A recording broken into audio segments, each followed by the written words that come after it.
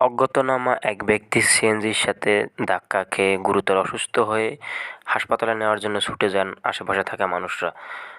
গতকাল রাতে চট্টগ্রাম সিইপিজেড এর সিটি কর্পোরেশন এর অপর পাশে রাস্তা পারাপারের সময় সিএনজির সাথে ধাক্কা খেয়ে গুরুতর আহত হন এক ব্যক্তি।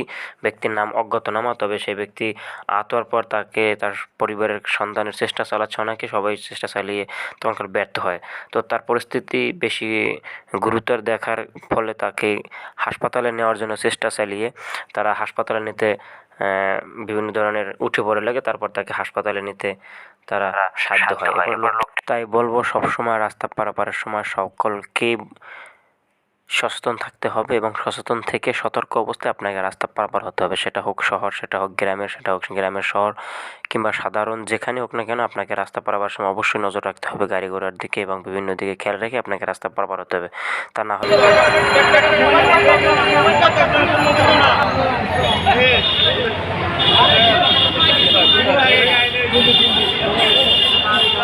মোবাইল